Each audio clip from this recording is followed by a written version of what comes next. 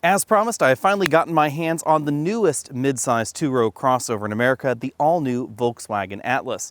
Essentially what Volkswagen did is they took their three-row Atlas, they whacked a few inches off the rear, and then they gave it a different second-row seat. So if you liked the three-row Atlas, but you thought to yourself it was a little bit too big and you didn't really need the third row, instead you wanted a little bit more cargo room behind, then this is going to be an excellent option for you. But if you never really cared for the Atlas to begin with, this Cross Sport might not be your cup of tea. We had the opportunity to run this model through our usual testing sequence, and I have to say I was surprised that if my money were on the line, the 2-liter turbo is the model that I would get. Up front, things do look a little bit different than the three-row version of the Atlas you can buy right now, and that's because this front end look is going to be grafted onto the Atlas three-row crossover coming up soon. So at the moment, this is a little bit fresher, but they're going to look very similar once that three-row refresh happens. This model has full LED headlamps up front. We have a very distinctive look, and I have to say, I think the Atlas Cross Sport is probably the most attractive entry in this mid-size crossover segment for me at the moment.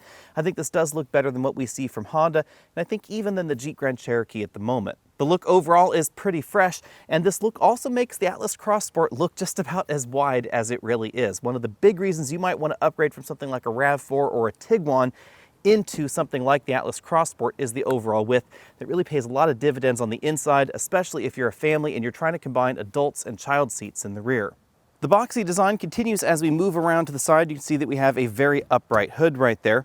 In addition to cutting some inches off of the rear of the Atlas, they also chose to lower the roof line a bit. And that is important because we get less second row headroom than we find in the three-row model. I have to admit I'm a little bit disappointed with that choice because while we do have some of the best legroom figures in this segment, second row headroom does drop down a little bit. When creating the two-row Atlas from the three-row Atlas, perhaps the two most important things that Volkswagen did was that they did not change the wheelbase. So the front wheels and the rear wheels are exactly the same distance apart as the larger three-row model. That gives us a lot more interior room to work with than some of the entries in this segment. And the second thing they did was they actually moved the second row seats rearward versus the three-row model, something that we don't see when Honda created their two-row Passport.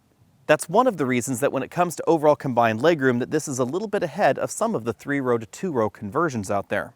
Now, one of the reasons that fuel economy is a little bit lower than some of the competition are the tires. Volkswagen decided to give this pretty wide tires for this segment, 255s in this particular trim of the 2-liter turbo model, and you can get a Cross Sport with 265 width tires. Those are very wide tires for a mainstream two-row crossover, and if you want to get something with 2 rows and wider tires than this, you're typically going to end up in the performance luxury segment. Now, tire width does have an impact on overall fuel economy, and that's logically one of the reasons that something like a Hyundai Santa Fe is going to give you better fuel economy than this. You don't find tires this wide on that. This is going to be one of the reasons that a number of entries in this segment, from the Hyundai to the Honda to something like the Subaru Outback, is going to get better fuel economy than this. Volkswagen giveth and Volkswagen taketh away, so we have really attractive full LED tail lamp modules back here. Definitely a more premium touch than we find in the average compact two-row crossover. And then at the bottom of the bumper, we have some of the fakest looking exhaust tips going. These are obviously not real. There is nothing going on there. There's no exit point there. And just the overall design doesn't really look like it could be an exhaust tip either. Instead, the exhaust is tucked up under the bumper. This is something that we've seen in Volkswagen and Audi products recently, and I really wish it was something they would just leave alone.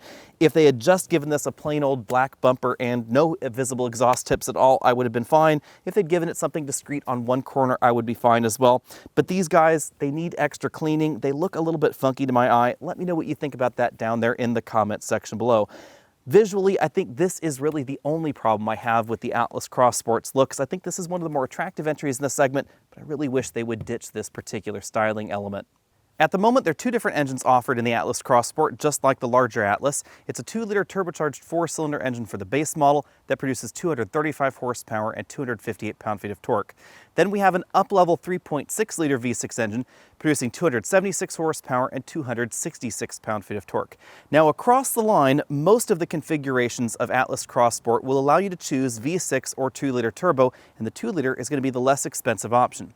It's also going to be the more fuel-efficient option, giving you 20 miles per gallon in all-wheel drive trim like we're driving here, 22 if you choose front-wheel drive.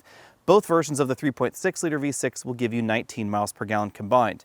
Now, in kind of an unexpected twist, this 2-liter turbo is not only the more efficient, but also the quicker engine 0 to 60. If that surprises you, you should remember that turbocharged engines produce their torque over a much broader range than a naturally aspirated engine. And that's why, even though the 0 to 30 times are pretty similar, by the time 60 miles an hour rolls along, this is actually the faster engine.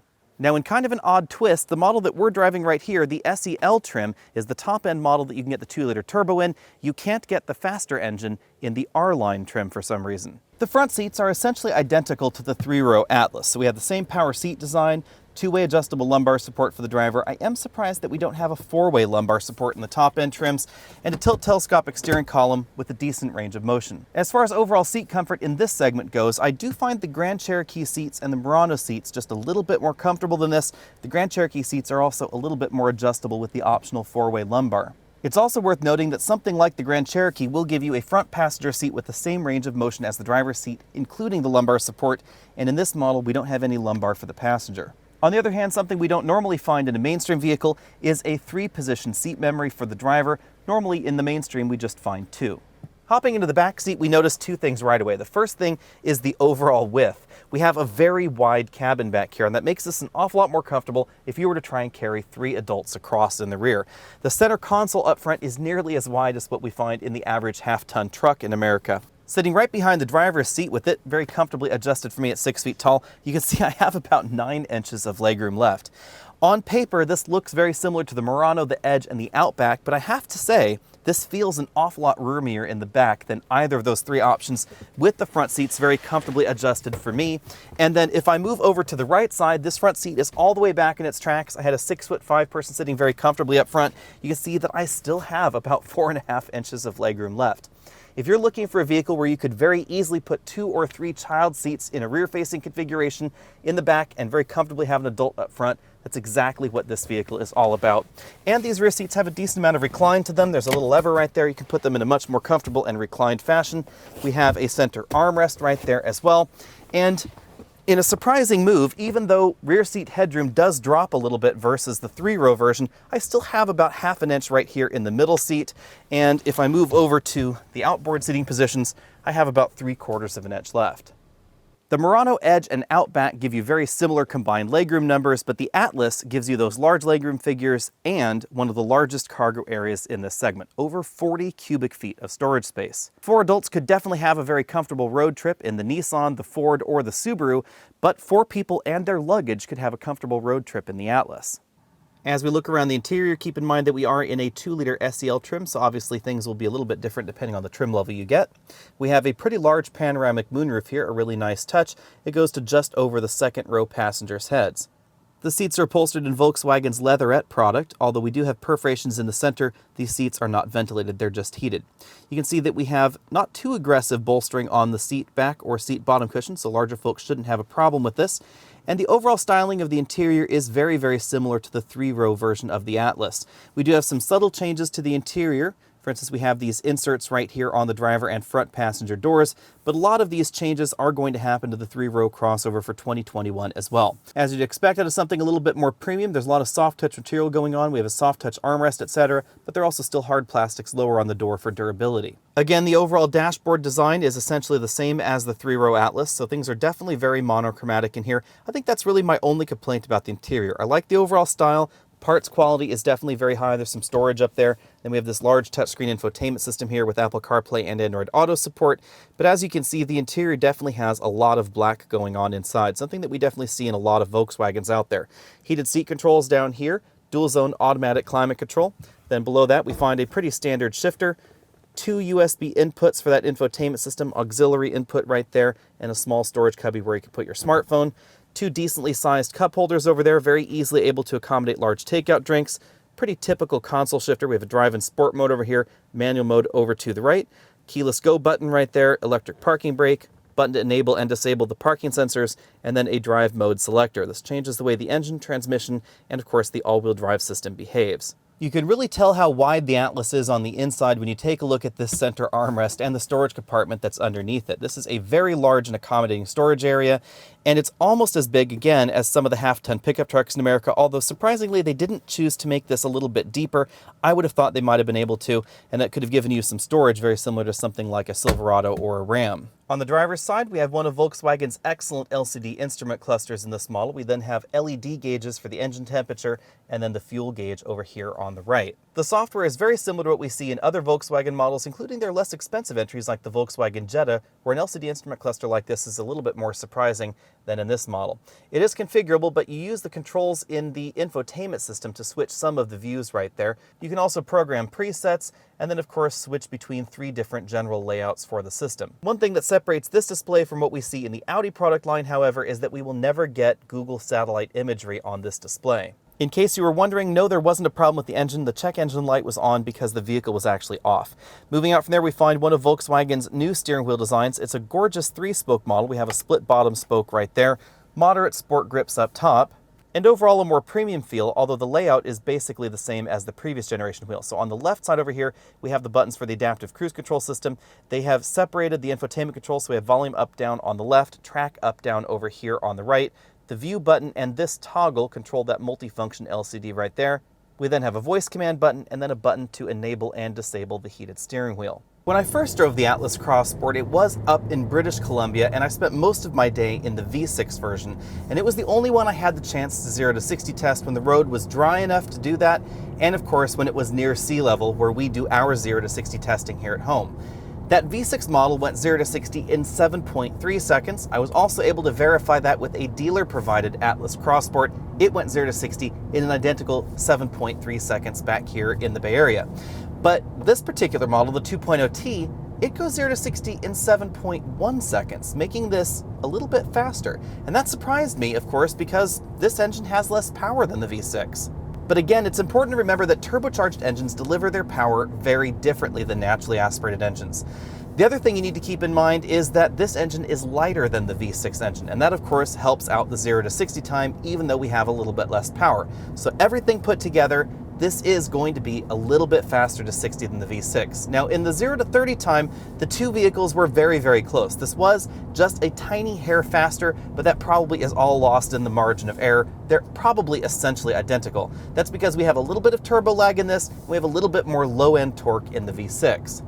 But once the turbo spools up, it's really party over for the V6, making this an interesting combo of the less expensive engine option, the faster engine option, and the more efficient engine option.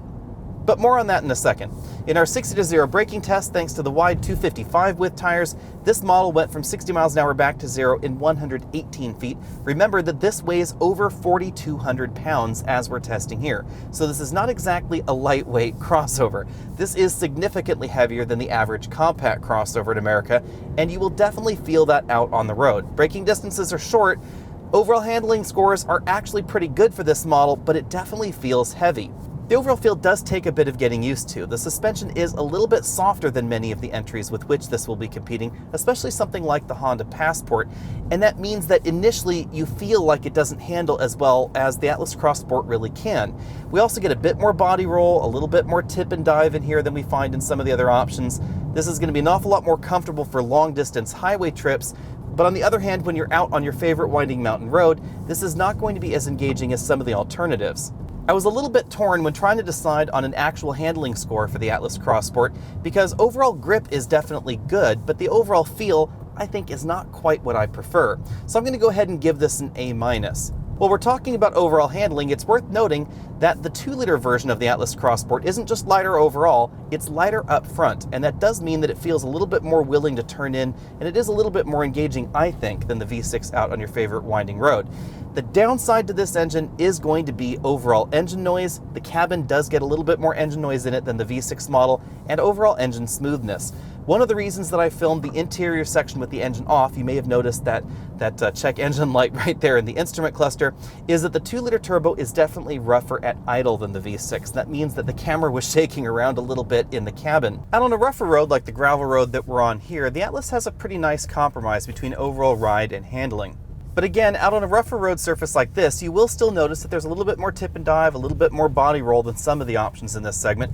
And that surprised me a little bit since the Atlas Cross Sport It's not like it has Jeep Grand Cherokee levels of ground clearance, so I had expected it to have a little bit less overall roll than it does. The Cross Sport is notably heavier than the average compact crossover in America, and whether you're on-road or on a softer road like we're on here, you'll definitely feel the overall weight and the overall size difference between this and something like a RAV4 and CR-V. As far as 2-liter turbo engines go, this engine does seem to be a little bit rougher than most, and when you start digging into the throttle, the engine noises aren't quite as pleasing as the Volkswagen VR6. In terms of numbers, we got 72 decibels in this cabin at 50 miles an hour, making this a little bit louder than some of the options in this segment, so I'm going to go ahead and give this a B-. When it comes to fuel economy, I'm also going to give this a B-. Now, the 2-liter turbo has been punching a little bit above the EPA number, 21.2 miles per gallon. This one theoretically is rated for 20 miles per gallon, and that is better than the fuel economy average we scored up in Canada with the 3.6-liter V6. However, there are a decent number of options in this segment that are going to be more efficient than this.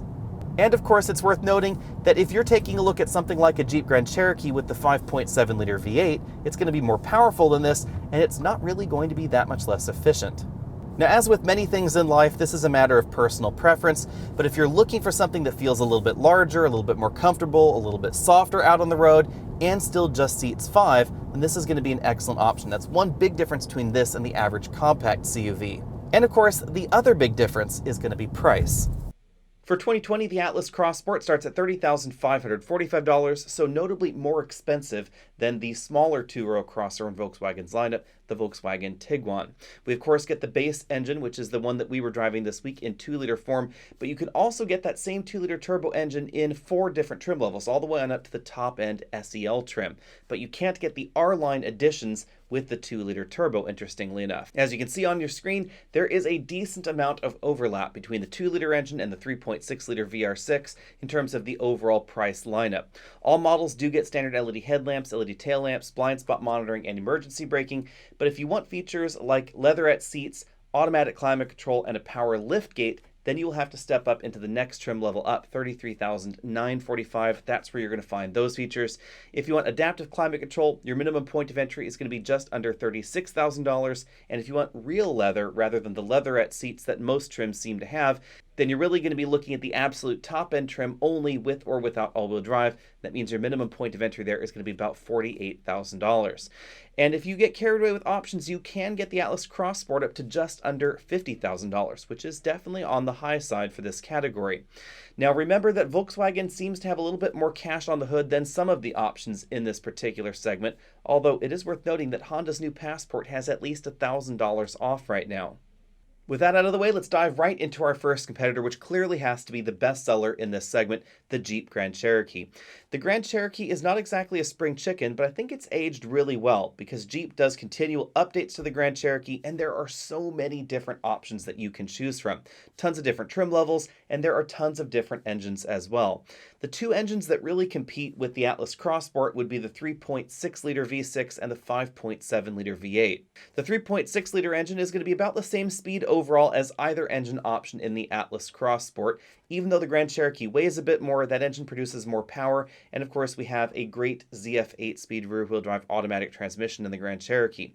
When it comes to overall handling ability, I do like the rear-wheel drive dynamics that we find in the Grand Cherokee, but that doesn't mean it's necessarily going to handle better than the Atlas Cross Sport.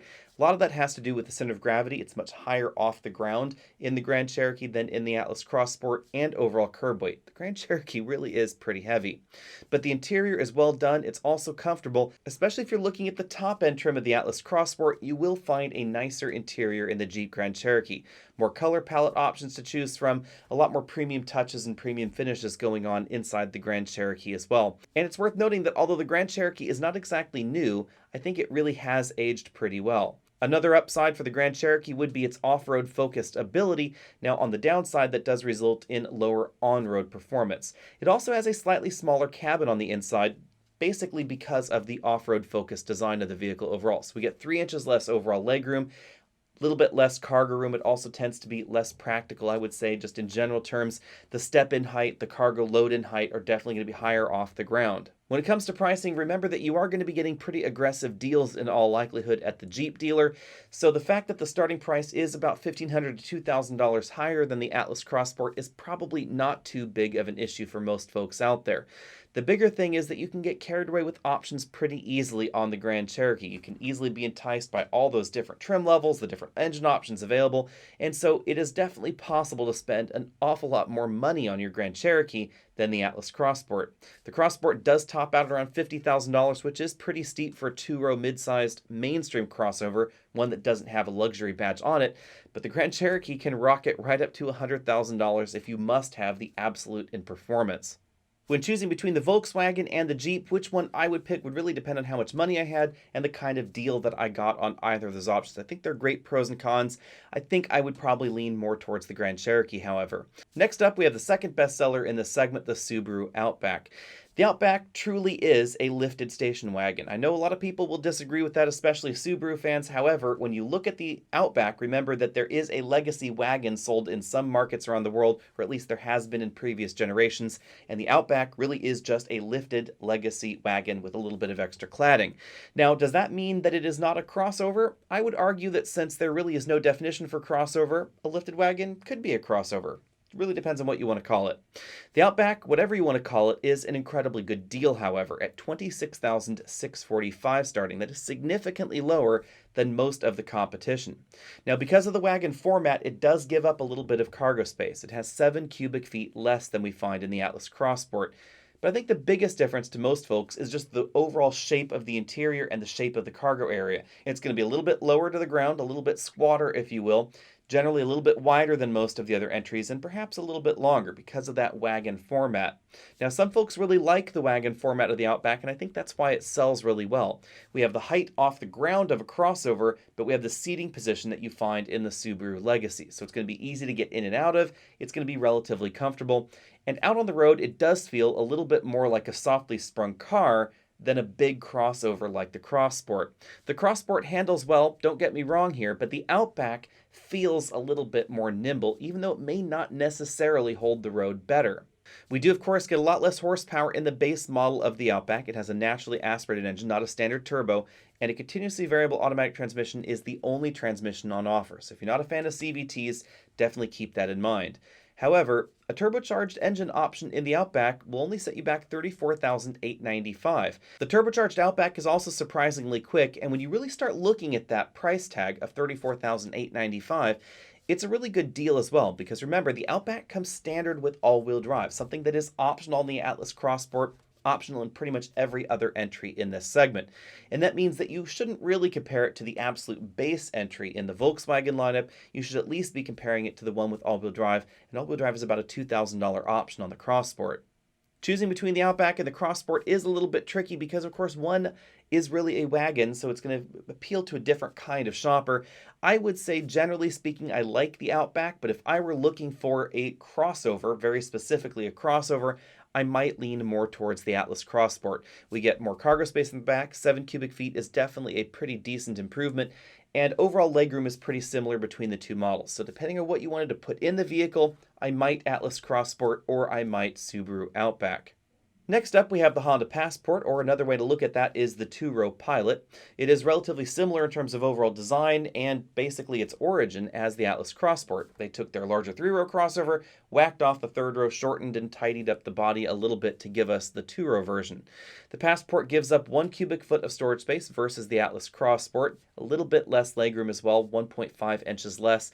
But the interior does feel tighter than the Cross Sport. It's definitely not as wide, it doesn't feel as expansive, overall headroom feels a little bit different as well. But perhaps the most unexpected thing about the Passport is that it's actually more expensive than the Pilot. And that's probably why this is one of the few Honda vehicles that seems to have a regular amount of cash on the hood. At the moment, at least $1,000 off the Passport.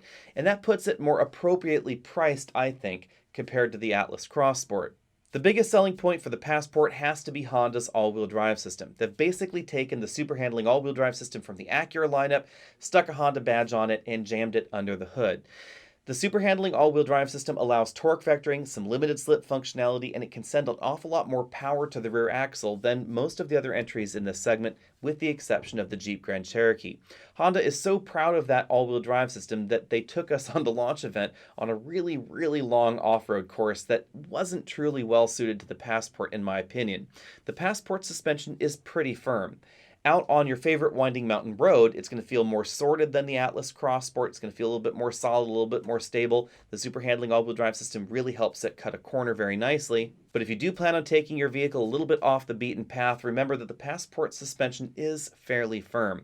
You should also know that the 9-speed ZF automatic transmission really isn't my favorite in this segment. It's just not as smooth shifting as the ICE-in transmission that we find in the Volkswagen, or of course the CVT that we find in the Outback, or pretty much any of the other transmissions in this segment, so definitely keep that in mind. But back on the other hand, it's also important to keep in mind that the Passport won't get as expensive as the Atlas Cross Sport at the moment. Now, you won't have all the same features in the top-end Elite trim of the Passport, but it is going to be notably less expensive. And that brings me along to a vehicle that's been our top pick in this segment for a while, the Hyundai Santa Fe. The Santa Fe is a great deal, and it also has a pretty low price tag. It starts less than the Subaru Outback at $26,125. We get an enormous amount of legroom, about the same that we find in the Volkswagen Atlas Cross Sport, also a pretty big cargo area in the Santa Fe as well. But the biggest difference is going to be the price tag. It's going to be at least $4,000 less than the Volkswagen. Now, arguably, the Santa Fe in base form does not really compete with the Volkswagen Atlas Cross Sport. That is important to keep in mind because we get considerably less power. 185 horsepower, a naturally aspirated 4-cylinder engine. We do have an 8-speed automatic transmission, however. Really, the base version of the Santa Fe is targeted at someone that's shopping for a Toyota RAV4 or a Honda CR-V, doesn't want to get up into $30,000, but wants the extra room on the inside and is willing to sacrifice a little bit of fuel economy. It's definitely bigger on the inside than the Tucson, but it also isn't quite as efficient. There is, of course, a 2-liter turbocharged engine available. It produces 235 horsepower, so very similar power figures to what we find in the Atlas Cross Sport with its 2-liter turbo, and I think that one is a very direct competitor. The amount of overlap between the Volkswagen and the Hyundai is pretty limited. The Santa Fe tops out just around $35,000, so you can see that there really are not necessarily direct corollaries to the top-end trims, the ones that we were driving this week. You're not going to find a full LCD instrument cluster in the Santa Fe, for instance, and overall the fit and finish on the inside is a little bit closer to what we see in the Volkswagen Tiguan than we see in the Volkswagen Atlas. So it's kind of a different category of vehicle. The Santa Fe is perhaps a little bit more of a tweener, stuck between those two categories, the mainstream compact crossover category and something like the Grand Cherokee, the Edge, the Outback, etc. But that's part of why the Santa Fe is such a great deal, because on the top end, it's going to be $15,000 less than a top-end Atlas Cross Sport, and even though you have a bit less standard equipment in the Santa Fe, you're not going to have that much less. Overall performance is going to be a little bit lower, but again, it's not going to be as far off as you might think. The Santa Fe is also likely going to give you higher reliability overall, and it definitely has a longer standard warranty. That's why my top pick in this segment continues to be the Santa Fe. It's just too good of a deal to pass up, in my opinion. If you're looking at the 2-liter turbo version of the Atlas Cross Sport and you want to save money, you can get many of those same features in the less powerful version of the Santa Fe. Or if you want something that is similarly powerful, you can get the turbocharged version of the Santa Fe for about the same kind of money. Now, obviously, if you want a few of the features that we do find in the Atlas Cross Sport and not in the Santa Fe, then you will have to look somewhere else. But I think for the average shopper out there, the Santa Fe is just a great all-around deal. I also really like the Subaru Outback if you're looking for a discount option. The Outback really excels if you don't want to spend a lot of money and you really want all-wheel drive. It will undercut the Santa Fe in that category even further. Be sure and sound off down there in the comment section. Let me know what your top pick would be in this particular segment. Would you pick the Atlas Cross Sport, or would you be willing to take a look at something like the Subaru Outback if you wanted something that's a little bit more relaxed and a little bit more sedan-like? Outback sales really have been on fire in North America. Oddly enough, the Outback is the only station wagon sold in North America that outsells the sedan counterpart, and it outsells the Subaru Legacy by an absolute mile. Let me know what you think about all that down below. Be sure and find us over at facebook.com, Instagram. You can also check out the Mountain Garden YouTube channel down there. There's a link in the description below, and I'll see all of you later.